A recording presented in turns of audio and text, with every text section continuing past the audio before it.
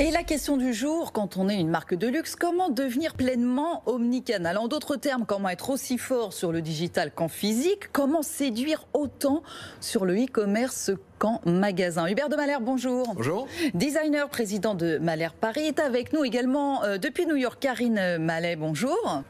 Bonjour. Vous êtes la fondatrice de Replica Software. On va venir à vous dans un instant. Alors Hubert, il y a un vrai sujet finalement. Il y a un problème de culture qui est ressorti de façon flagrante au moment du confinement pour les marques de luxe entre ce e-commerce et cette réussite en magasin. Ouais, oui, et là, incroyable, tout s'arrête, on ne vend plus en magasin, plus personne en magasin, et on se rend compte d'ailleurs que même des sites internet qui sont pas très bien faits, qui sont très transactionnels, finalement font des croissances de plusieurs centaines. Ça fait plaisir à tout le monde parce que c'est tellement dur que, et là, on se rend compte que finalement, seul le magasin ne peut plus séduire, et on a mis tant d'années à construire, à se différencier des wholesalers, des department stores et construire des marques de luxe formidables dans des lieux absolument inouïs avec des histoires extraordinaires, des produits merveilleusement dessinés. On se rend compte que finalement en ligne, l'expérience est très pauvre et c'était pas le but non plus. D'ailleurs, il y a un chiffre sur les marques de cosmétiques qui est sorti, c'est assez étonnant. Et on est en 2017, Nielsen nous explique qu'en fait les 20 plus grandes marques de cosmétiques du monde font 96% des transactions en commerce physique pour seulement 14% des transactions en e-commerce. C'est quand même incroyable. Ça prouve qu'en fait, ce sont deux mondes totalement opposés et qu'il y a des gens qui ont réussi à séduire leur clientèle et notamment leur communauté à travers des DNVB, whatever, et des nouveaux concepts purement en ligne, des pure players. Incroyable. Sauf qu'en fait, par exemple, cette étude, elle date de 2017. Depuis, c'est quand même passé des choses. On a vu pas mal d'avancées, notamment sur les réseaux sociaux. Le luxe est assez inventif. Il fait du gaming, il fait pas mal de choses. Ouais. Il y a eu League of Legends, on a vu avec Louis Vuitton, on a Givenchy sur la beauté qui fait des incursions Animal Crossing sur du gaming un petit peu plus jeune, c'est super cool. Et finalement les réseaux sociaux, et ça c'est la culture de l'Ouest par rapport à la culture asiatique chinoise notamment, c'est notamment de se dire finalement la créativité c'est vachement important, je vais pouvoir m'exprimer sur des réseaux qui y sont dédiés. Sauf que on n'a pas tout qui est intégré comme on peut l'avoir par exemple sur WeChat où on peut vivre une vie entière digitale, la vie que l'on vit aujourd'hui. Moi je suis né avec mes deux mains libres.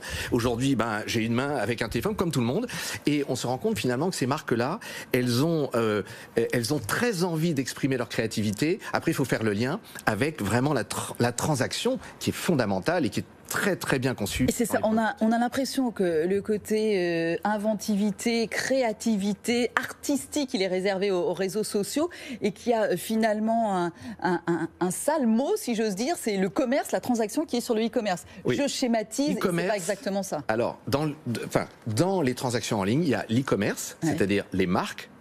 Allez, grosso, 10% des transactions et 90% des transactions qui sont sur ce qu'on appelle de l'e-retail, c'est-à-dire des marketplaces. Et en fait, c'est quoi? C'est l'histoire du commerce.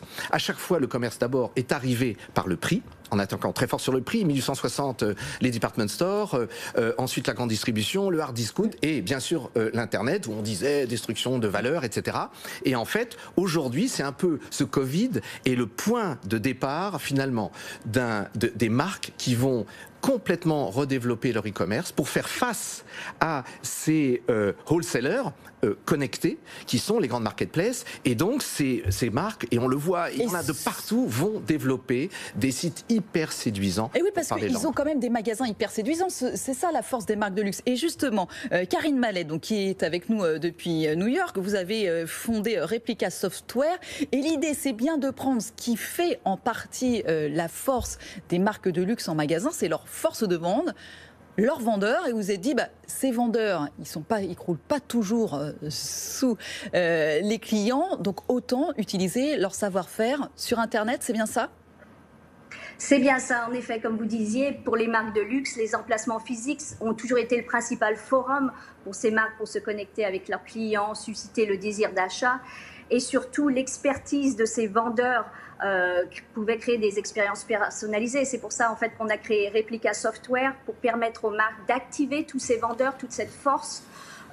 Et cette chose en fait qui manquait sur l'expérience en ligne, ce sont vraiment les vendeurs qui peuvent créer des inspirations personnalisées pour leurs clients.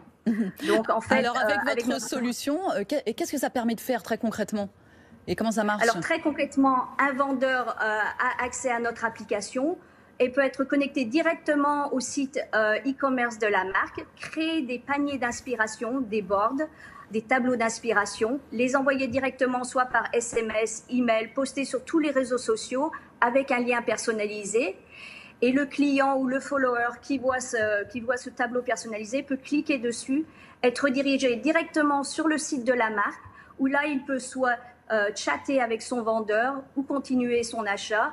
Et tous les achats qui sont faits sont connectés directement au vendeur. Donc, c'est vraiment créer une personnalisation de l'achat et accompagner le client jusqu'à la fin de son achat. Effectivement, retranscrire cette expérience d'achat sur le digital. Et en plus, le vendeur y gagne, bien sûr, s'il réussit ses achats. Merci Karine, restez en ligne avec nous. Très rapidement, pour terminer, du coup, Uber, ça c'est une proposition, c'est une solution. Mais qu'est-ce qu'il faudrait changer en 3 points rapidement pour vous sur un site e-commerce de marque de luxe? Qu'est-ce qu'il faudrait faire? Truc de base, bien sûr, c'est la capacité à séduire. On se dit, je peux séduire en ligne. Comment? Il suffit de regarder comment on peut être fasciné sur des expériences en ligne sur des petits devices comme cela. Il y a par exemple le monde du gaming, des gens qui sont plongés dans un monde, et je pense que c'est tout l'avenir de l'intelligence artificielle, de créer des atmosphères, une perception de quelque chose qui est tellement merveilleusement dessiné que, eh bien, on est parfaitement séduit. Dans la seconde, la question c'est qu'il faut faire du business et directement. Donc il faut quoi? Il faut l'histoire du produit, il faut des infos sur le produit. C'est la magie, c'est la créativité, c'est le monde du luxe, c'est difficile à décrire, c'est tout le talent de gens formidables qui aujourd'hui sont concentrés sans doute sur le produit, la com et le point de vente, et qui demain vont devoir se concentrer sur un format différent, mais qui est celui en fait de la marque qui s'adresse à ses clients. C'est extraordinaire. Donc on raconte le produit, on a quelqu'un en ligne directement, c'est ce que nous racontait Karine. C'est fondamental, et on prend justement au commerce physique, en plein Covid, on prend au commerce physique, et on a vu comment Gucci quand même a fait cette expérience géniale en quelques jours pour pouvoir connecter ses clients à du commerce en ligne. C'est génial, via des personnes physiques. Troisième point, c'est tout le déroulé de l'expérience d'achat qui vont de la personnalisation jusqu'au wrapping, jusqu'à la capacité de payer, et tout ceci avec une très grande fluidité. Il va falloir mettre beaucoup de talent dans ces expériences pour justement rééquilibrer l'écart qu'il y a entre l'e-commerce et les retail. Merci beaucoup Hubert de Malherbe, designer, président de Malherbe Paris. Karine Mallet, merci beaucoup d'avoir été avec nous. Juste, avec quelle marque française vous travaillez? Replica Software, pardon. Alors, nous travaillons avec les 2 grands groupes LVMH et L'Oréal, et nous sommes en Europe et aux États-Unis. Eh bien, parfait. Merci beaucoup d'avoir été avec nous. Allez, restez avec nous, le mot de la fin.